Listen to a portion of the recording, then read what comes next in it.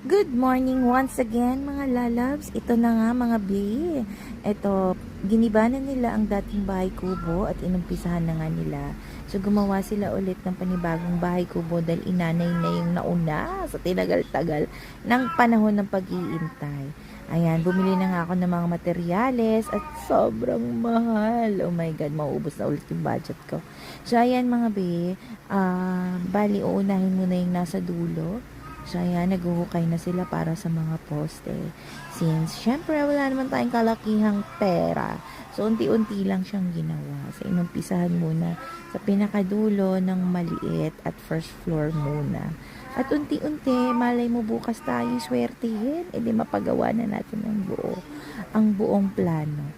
Sa susunod, papakita ko sa inyo kung ano talaga yung pinaka dream house house plan.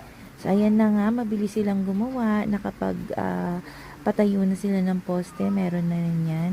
Then, nabuhusan na yan. Meron nga akong video dyan na naghulog-hulog, kunyari ako ng mga coins, pampaswerte. Totoo ba yun mga bae? So, comment nga kayo dyan kung totoo bang pampaswerte ang paghuhulog ng mga coins pag ikaw ay nagpapagawa ng poste. Kasi lalagyan ko ng tag-1,000. Hindi, coins pala dapat. No? Ayan. So, dyan, tumatambay ako kasi wala namang matambayan at umuulan. Pero sila kuya ay tuloy pa rin sa paggawa. Siyempre, kailangan natin i-supervise. And then, yan na nga siya. So, muni-muni ako.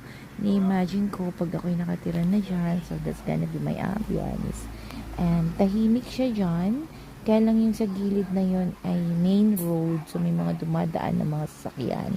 At minsan yung mga motor ay maingay. Yan na muna for now. At abangan ng mga susunod na videos. Bye!